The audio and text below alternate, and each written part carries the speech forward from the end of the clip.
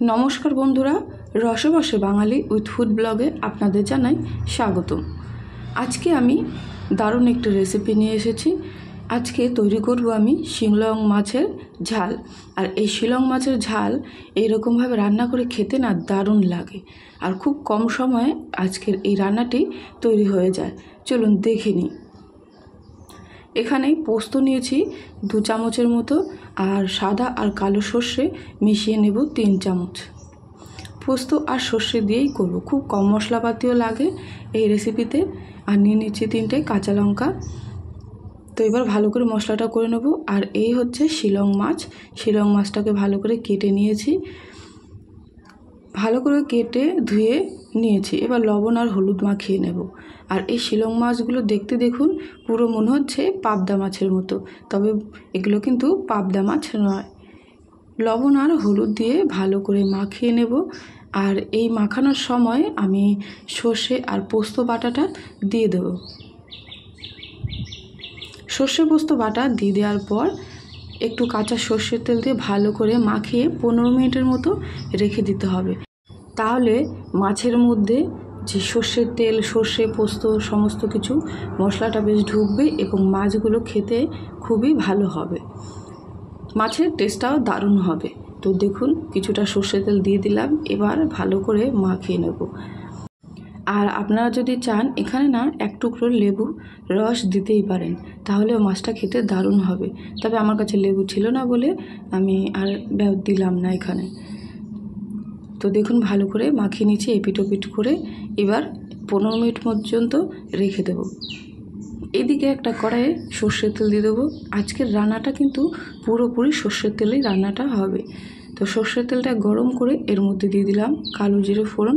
ফোড়নটা ভাজা হয়ে গেলে এবার আস্তে আস্তে মাছগুলোকে ছেড়ে দেবো। শিলং মাছে যেহেতু আঁশ থাকে না, তাই মাছগুলো কিন্তু খুব ফোটে বা তেল ছিটকে যায়। তো অবশ্যই তেলে দেওয়ার সময় ফ্লেমটাকে লোয়ে রেখে মাছগুলো আস্তে আস্তে দিয়ে দেবেন। তো সবগুলো মাছ আমি দিয়ে দিয়েছি। এবার যে বাদবাকি মশলাটা রয়ে গেছে, সর্ষে বাটাটা রয়ে গেছে, সেটা এবার দিয়ে দিচ্ছি। আর দিয়ে দিচ্ছি 3টে কাঁচা লঙ্কা। এবার মিক্সির বাটিটা ধুয়ে আমি যতটা প্রয়োজন জল দেওয়ার আমি একবারেই দিয়ে দেবো। ব্যাস পরিমাণ মতো জল দিয়ে দিলাম। এবার একটু নেড়ে চেড়ে দেবো, মাছগুলো একটু নেড়ে দেবো যাতে নিচে দিয়ে না লেগে যায়। তারপর ফ্লেমটাকে লোয়ে রেখে মাছটাকে একটু কিছুক্ষণ ফুটিয়ে নেব, তাহলে দেখুন মাছটা সেদ্ধ হয়ে যাবে আর খেতেও ভালো হবে, একদম সফট নরম হয় খেতে। তো আমি মাছের মধ্যে লবণ দিয়েছিলাম, মাছটা যখন হলুদ সর্ষে মাখাচ্ছিলাম তখন লবণ দিয়েছিলাম, তাই এখন আমি আরও একটু লবণ দিয়ে দিলাম। তো দেখুন মাছগুলো আমি উল্টে দিচ্ছি। আর এই মাছগুলো না খুব তাড়াতাড়ি রান্না হয়ে যায়, খুবই নরম মাছগুলো, খেতেও না দারুণ টেস্টি হয়। অবশ্যই এইভাবে একবার ট্রাই করে দেখবেন। আশা করি আপনাদের খুবই ভালো লাগবে এইভাবে শিলং মাছের ঝাল রান্না করে খেয়ে দেখবেন।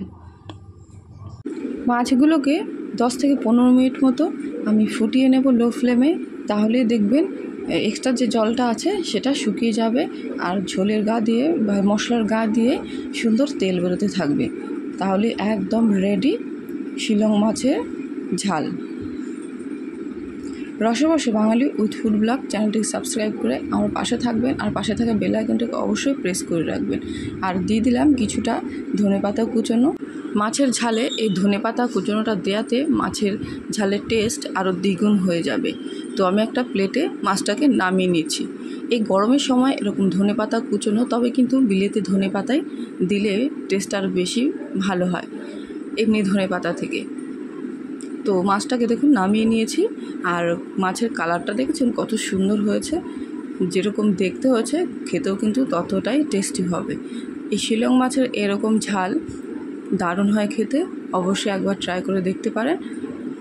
আর আজকের রেসিপিটি যদি ভালো লেগে থাকে অবশ্যই লাইক, কমেন্ট, শেয়ার করবেন, চ্যানেলটিকে সাবস্ক্রাইব করে পাশে থাকবেন। আজকের ভিডিওটি এখানে শেষ করছি। সবাই ভালো থাকবেন, সুস্থ থাকবেন। আবারও দেখা হবে নতুন রেসিপি, নতুন ভিডিওর সাথে।